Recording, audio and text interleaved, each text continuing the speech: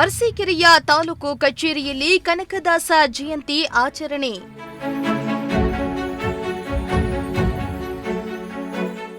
ಸಂತ ಕವಿ ದಾರ್ಶನಿಕ ಕನಕದಾಸರ 530ನೇ ಜಯಂತಿ ಸಂಭ್ರಮ.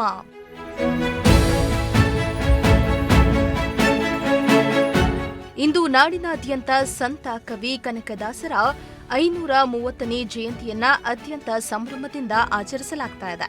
ಇತ್ತ ಅರಸೀಕೆರೆಯ ತಾಲೂಕು ಆಡಳಿತ ಕಚೇರಿಯ ಪಕ್ಕದಲ್ಲಿರುವ ಕಂದಾಯ ಕಚೇರಿಯಲ್ಲಿ ಕನಕದಾಸರ ಜಯಂತಿಯನ್ನ ಭಕ್ತಿ ಭಾವದಿಂದ ಆಚರಣೆ ಮಾಡಲಾಯಿತು.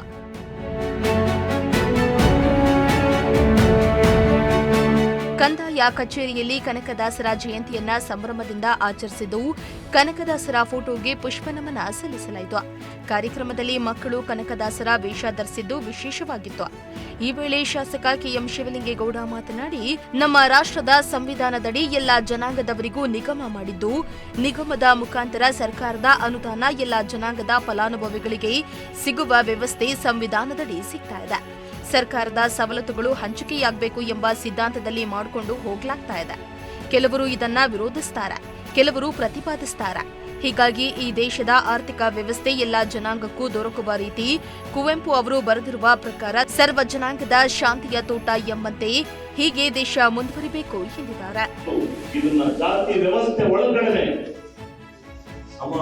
ಜಾತಿಗೆ ಹಂಚಿಕೆ ಆಗಲಿ, ಯಾರು ಸಮರ್ಥಿಲ್ಲದ ಅವರಿಗೆ ಹಂಚಿಕೆ ಆಗಲಿ ಅಂತ ಹೇಳಿ, ಯಾರು ಅವರ ಫಲಾನುಭವಿಗಳನ್ನು ಪಡೆಯತಕ್ಕಂಥವ್ರಿದ್ದಾರೆ ಅಂತ ಹೇಳಿ ಎಲ್ಲ ಒಕ್ಕಲಿಗರಿಗೂ ನಿಗಮ ಆಗಿದೆ. ಯಾವ ಸಮಾಜಕ್ಕೂ ನಿಗಮ ಇಲ್ಲ ಅನ್ನೋ ಪರಿಸ್ಥಿತಿ ಇಲ್ಲ. ಎಲ್ಲಾ ಸಮಾಜಕ್ಕೂ ಒಂದು ನಿಗಮವನ್ನು ಮಾಡಿಕೊಟ್ಟು ಆ ನಿಗಮದ ಮುಖಾಂತರ ಬರ್ತಕ್ಕಂಥ ಸರ್ಕಾರದ ಸವಲತ್ತು ಹಂಚಿಕೆ ಆಗಬೇಕು ಅಂತಕ್ಕಂಥ ಸಿದ್ಧಾಂತವನ್ನು ಮಾಡ್ಕೊಂಡು ಬರ್ತಾ ಇದೆ. ಇದನ್ನ ಕೆಲವರು ಆಗಲೂ ವಿರೋಧಿಸ್ತಾರೆ, ಕೆಲವರು ಇದು ಮಾಡ್ತಾರೆ. ಈ ರೀತಿ ಬಂದಿರತಕ್ಕಂಥ ಸಂದರ್ಭದಲ್ಲಿ ಸಮಾನವಾಗಿ ಈ ದೇಶದ ಆರ್ಥಿಕತೆಯನ್ನು ಹಂಚಿಕೆ ಆಗ್ತದೆ, ಸಮಾನವಾಗಿ ಹಂಚಿಕೆ ಆಗ್ತದೆ. ಎಲ್ಲ ಜನಾಂಗಗಳನ್ನ ಸರ್ವ ಜನಾಂಗದ ಶಾಂತಿಯ ತೋಟ ಅಂತ ಹೇಳಿ ಕುವೆಂಪು ಅವರು ಏನ್ ಕರೆದಿದ್ದಾರೆ. ನಾವು ರಚನೆ ಮಾಡಿರ್ತಕ್ಕಂಥ ಸಂವಿಧಾನದ ಅಡಿನಲ್ಲಿ ನಾವೆಲ್ಲ ಬಾಳಬೇಕು ಅಂತಕ್ಕಂಥ ಸಿದ್ಧಾಂತವನ್ನು ನಾವು ಇರಬೇಕು. ಈ ದೇಶನ ಕಾಪಾಡಬೇಕು, ಈ ದೇಶ ಮುಂದೆ ಬರಬೇಕು. ಇವತ್ತು ನಡೀತಾ ಇದೆ.